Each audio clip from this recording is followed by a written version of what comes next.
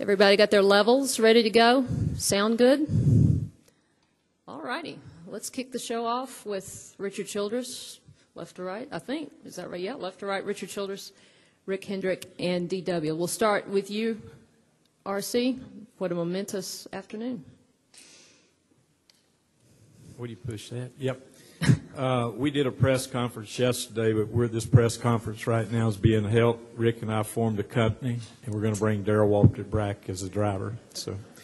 But no, seriously, today was a great, great day in the history of NASCAR to, have the inductees into the Hall of Fame, and the 5 that they picked, the voting panel picked, could not have picked a better 5 to represent our sport.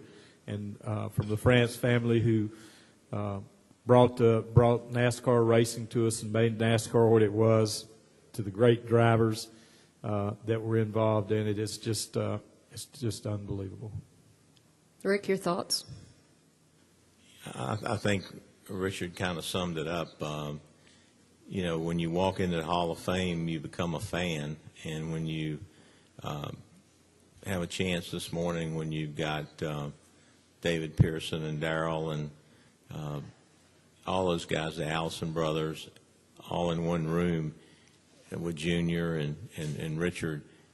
It's almost humbling when you think about the sport and where it's come from, and the Hall of Fame is such an unbelievable place, and it turns anybody that even if you've been involved with it 25 years, you become a fan all over again because it's got so much history, and I just think it's so neat that we've got something to showcase the people like Dale Earnhardt of the France family or Junior or Richard, that the new fans can go in and see that history for years and years to come. So it's I just don't think we could have had it in a better place, and I don't think the city of Charlotte could have done a better job and a partner with NASCAR to produce something that's spectacular. D.W.? Yeah, one of the things that I sat there and I observed was the people in our sport. I've been in this sport for a long time, and I recall being asked to go maybe to speak to a group of businessmen, or to go to New York and go on some morning shows, or any number of things. And I always remember how people looked at us and how they quite honestly made fun of us, that we were a regional sport with a bunch of rednecks that wore ball caps and uniforms with patches all over them.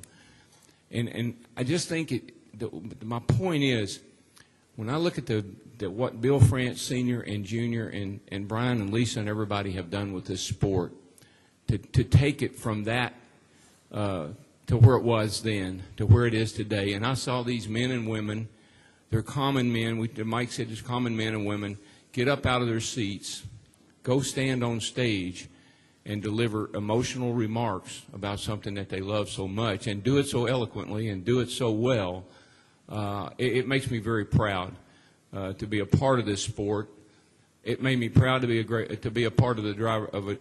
It made me proud to be a driver. It makes me even prouder just to be a part of the community, the NASCAR community. We have come so far and done so much, and this hall is just indicative of the growth of the sport and how it has changed through the years. And that's what I love about the hall. It's got the history, it's got the present, and it has the vision to see the future, and that makes this place unique to any place I've ever been. Questions for these 3 gentlemen? Please raise your hand. We've got 2 helpers with microphones. State your name and affiliation. Tom Pope, Jenna Fryer, Joe Minzer, and then Tom Jensen. Go ahead, Thomas Pope. Thomas Pope, the Fayetteville Observer. Darrell, the commonality between Earnhardt and Petty is the 7 championships, but were they alike when it came to giving you a piece of their mind? And you sort of illustrate if there was a difference, what it was like. Did I understand you? What was the difference? I'm not sure I understood. They wanted to get in your face, When y'all had disagreements, how they approached you with you. We heard Kyle talking about the long finger in the chest for his dad, but what was it like? How was it like to be chewed out by the both of them? I see it. Yeah. Well, with Richard, Richard was rather straightforward. He liked to confront you right away, and he has. There's no question. I think E.T. stole his index finger. It's the longest index finger I've ever seen, and it's kind of bowed a little bit, where he's poked people in the chest so many times, me being probably one of the main ones. So Richard would come to you and would say to you, boy, you don't know what you're doing. You're going to hurt somebody, or you're going to wreck somebody, or, just calm down. You need to just calm down.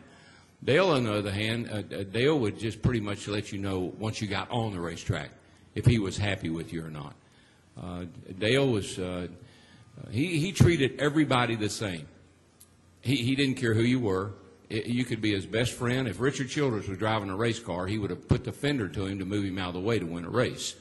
And that's the way Dale, that was just who Dale was. And I didn't appreciate it at the time, but as I look back, I respect that. A lot of guys try to make excuses about things that happened. Dale made no excuse. You were in my way, you weren't going fast enough, and I moved you. Get over it. Go ahead.